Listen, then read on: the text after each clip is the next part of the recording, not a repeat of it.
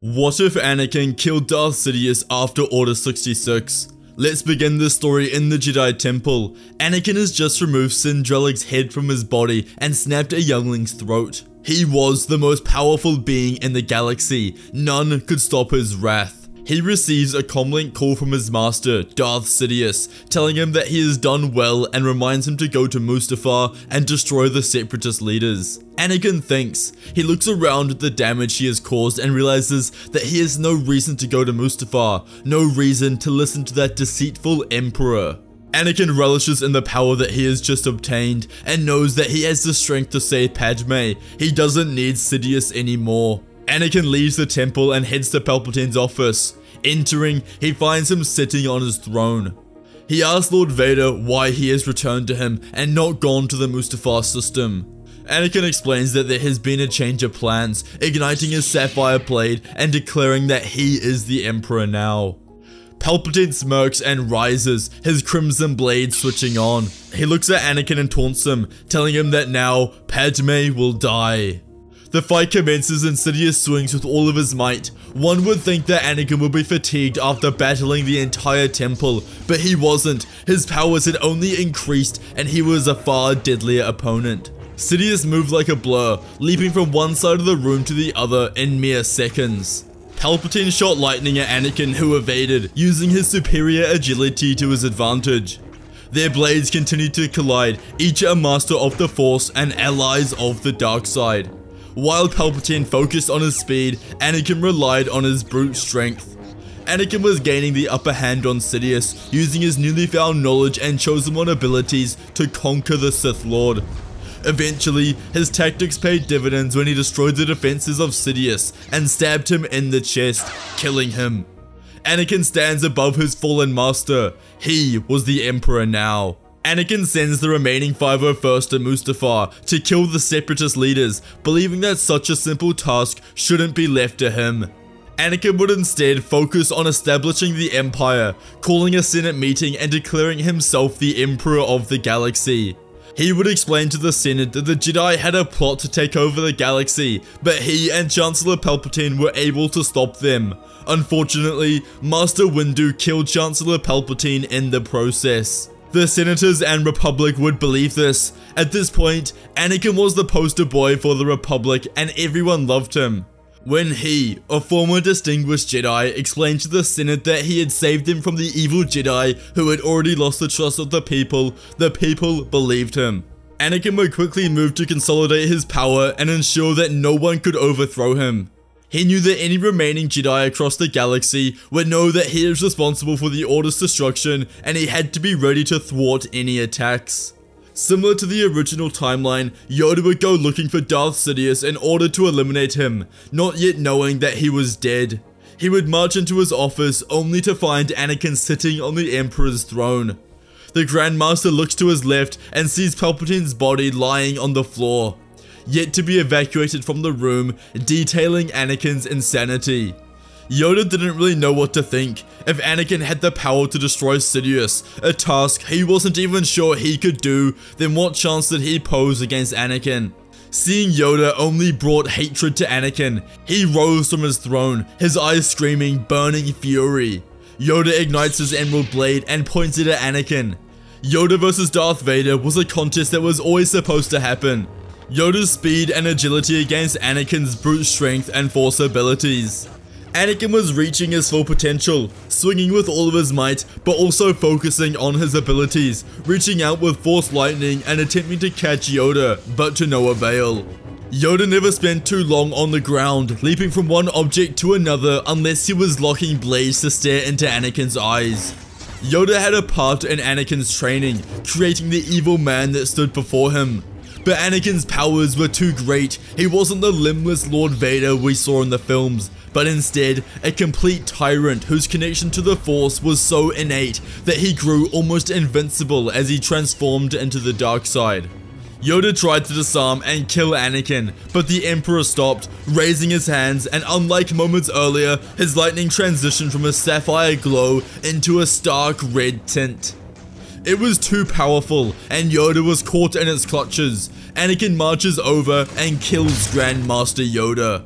As for Obi-Wan, he would search far and wide for Anakin after he and Yoda left the temple, but he would never find him. He went and asked Padme where he would be, but in this story, she doesn't actually know. She assumes that he is with the Chancellor, but couldn't give him a concrete answer. Obi-Wan focuses on the Force like Yoda tells him to, but as he sits down and meditates, he feels his master cry out in the Force, and all of a sudden senses that Yoda has been killed. Obi-Wan would then see on the HoloNet that Anakin addressed the Senate as Emperor, explaining to the arena that the Jedi had murdered the Supreme Chancellor in an attempt to overthrow the Republic, but with the clone's assistance, the Jedi Order was purged. The entire Senate chambers erupted with cheers, and Anakin's ascendancy was complete. Obi-Wan knew that Anakin was on Coruscant, but he also knew that he would be surrounded by clones protecting him at all times. But arguably, even more important, if Anakin killed both Sidious and Yoda, then Obi-Wan didn't stand a chance. Bail Organa would help Obi-Wan get off-world and go back to Alderaan, where he would live in solitude on the outskirts of Eldaria for the rest of his life. Padme Amidala would give birth to Luke and Leia, with Anakin by her side. She would survive, knowing that Anakin was still alive. Nevertheless, her heart was broken. Anakin believed that Padme survived the pregnancy because of his newfound power, deifying the dark side in the eyes of Anakin, making him crave its strength much more. As for Padme, she hated what he had become. He was merely a shell of the man she had married. He may look like him, sounds like him, even smell like him, but this wasn't Anakin Skywalker. It was Darth Vader, the most ruthless and heartless being in the galaxy. That was how he was labeled by others, but deep down, she knew he wasn't heartless. He couldn't be, because he loved her more than anything else in the entire world. Padme knew in her heart that she was stuck with this man for the rest of her life. If she ever tried to escape, she would be hunted down and killed, or worse, forced to come back and spend the rest of her days with this power-hungry man. Anakin's empire would grow so large and powerful that he never had any opposition. He spent most of his time raising his children, forging them into powerful Sith assassins. He abolished the rule of two, hailing himself as the father of the Sith and becoming an immortal entity. He tracked down the lost holocrons and Sith scrolls from the past, learning from Darth Sidious, a powerful Lord of the Sith who was able to live for hundreds of years. Anakin became obsessed with power, obsessed with learning new abilities and strengthening his claim to the title of Sith. Anakin learned from Darth Nihilus, one of the most revered Sith Lords of all time. Nihilus was able to swallow entire worlds that didn't bend the knee to his rule.